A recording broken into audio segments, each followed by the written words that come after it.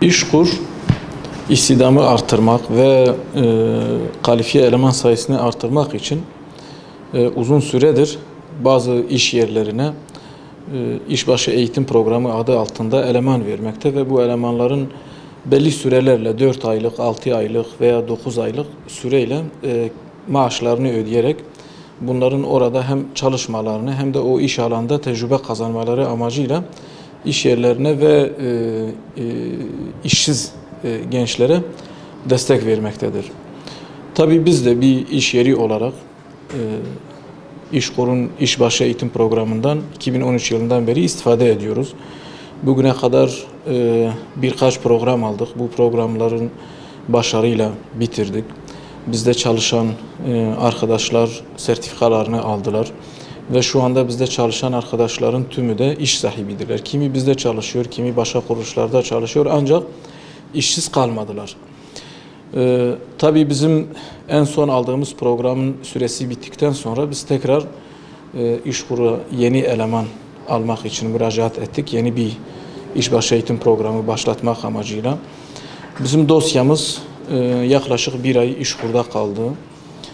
Müracaat dosyamız İşkur komisyondan geçti ve bizden alacağımız arkadaşlarla beraber gidip sözleşme imzalamamızı istediler. Ancak biz bu sözleşmeyi yapmaya gittiğimizde yeni gelen bir yazıyla başvurumuzun iptal edildiğini bize bildirdiler. Tabii biz şifai olarak İşkur yetkilileriyle yaptığımız görüşmede bu iptal sebebinin yani firmanın başarısızlığından veya programını eksik yaptığından yani firmadan kaynaklanan herhangi bir eksiklikten kaynaklanmadığını ancak tepeden gelen bir emirle, bir yazıyla işte efendim şirket yöneticilerinden birinin işte geçmişte hüküm giydiği, bundan dolayı da işte o hal kapsamında bunun iptal edildiği bize tebliğ edildi. Fakat bize verilen resmi yazıda bu şekilde yazılmıyor. İşkur komisyondan geçmediği şeklinde beyan edilmiş. Oysa İşkur sisteminde de görülebiliyor ki aslında dosyamız İşkur komisyondan geçmiş, kabul görmüş. Fakat maalesef işte böyle bir gerekçeyle reddedildiğini biliyoruz. Şimdi şirket yöneticilerinden geçmişte hüküm alan kimdir? Geçmişte hüküm alan benim.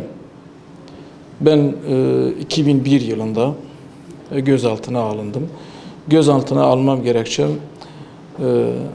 işte Hizbullah Cemiyeti adına camide ders verdiğim, Kur'an dersi verdiğim ve Kur'an dersi aldığım şeklinde dosya numaram 2001'e 267 isteyenler bakabilirler. Maalesef bunun üzerinden 15 yıldan fazla bir süre geçmesine rağmen ve o dönemde de biz yine FETÖ gibi, BÇG gibi, işte 28 Şubat gibi karanlık yapıların eliyle mağdur edildik. Bugün de bakıyoruz yani sözde bu tür yapılarla mücadele ediliyor. Fakat yine benzer şekilde mağdur ediliyoruz. Yine aynı şekilde terörist ilan ediliyoruz. Biz ajans olarak, İlke Haber Ajansı olarak 2007 yılından beri yayın faaliyetlerimize başlamışız. Bizim yayın politikamız bellidir. Yaklaşık 10 yıldır yaptığımız haberler belli. Bizim yayın politikamızın gerçekte terörizme hizmet edip etmediği de çok net olarak açıktadır. Fakat maalesef kimlerin eliyle yapıldığı veya neden bu şekilde yapıldığını bilmiyoruz. Ancak öyle görüyoruz ki tekrar böyle karanlık yapıların devrede olduğunu görüyoruz. O hal ilan edildi. Sayın Cumhurbaşkanı çıkıp dedi ki biz o hali halka karşı ilan etmedik. Biz o hali kendimize ilan ettik, devlete ilan ettik. Fakat maalesef bakıyoruz ki bugün o halin kılıcı tekrar karanlık yapıların elindedir ve halkın karnına saplanmaktadır. Yani darbe gecesi olsun veya bu tür karanlık yapılara karşı olsun, PKK'nın mahallelerde kazmış olduğu çukurlar olsun, FETÖ'nün darbe girişimine karşı olsun, ilk andan itibaren biz yayın çizgimizi net olarak ortaya koyduk, tavrımızı net olarak ortaya koyduk, buna karşı durduk. Ama maalesef bakıyoruz ki sanki darbeye karşı duranlar bir şekilde cezalandırmak isteniyor. Yani o hal darbecilere karşı ilan edildi. Ancak bugün o hal ile darbeye karşı duranlar cezalandırılmak isteniyor. Tabii biz yani işimizi yaparken illa İşkur'dan bu şekilde bir program alacağız diye kurmadık. Yani böyle bir iş üzerinden de işimizi yürütmüyoruz.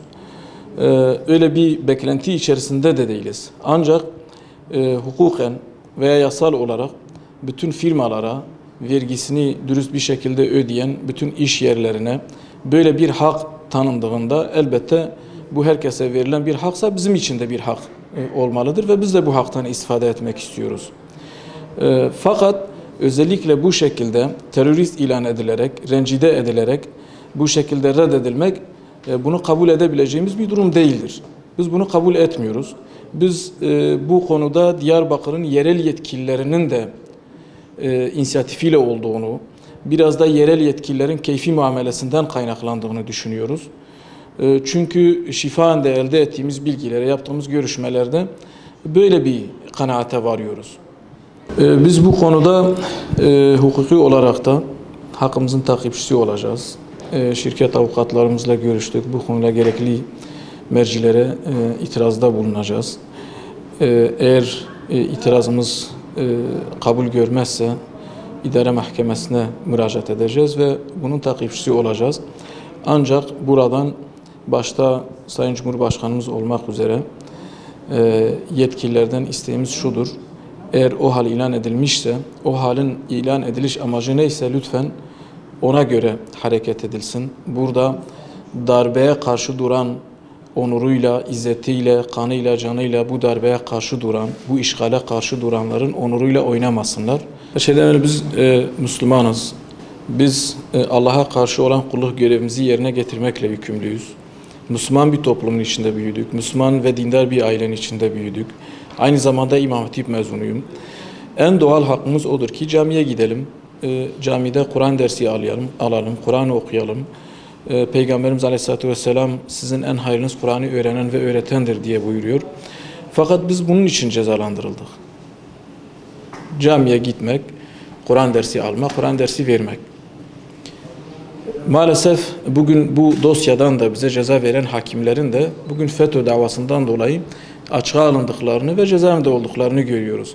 Bizzat bize ceza veren mahkeme heyetinin başkanı Süleyman İnce şu an FETÖ'den hem açığa alınmış hem cezaevindedir. Yine Ömer Adil Küçük adındaki hakim de FETÖ'den dolayı açığa alınmış durumdadır.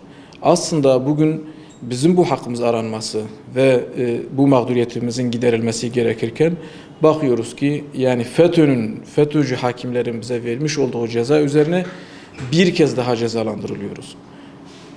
Bunun üzerinde 15 yıl geçmiş. Memnu hakların iadesi yapılmış. Sicil kaydı silinmiş.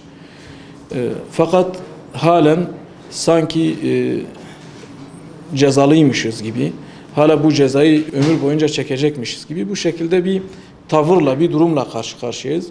Bu hukuka aykırı bir şeydir. Bu kabul edilebilir bir durum değildir. Biz elbette de hukuki yollarla hakkımızı takipçisi olacağız ve bunun peşini bırakmayacağız.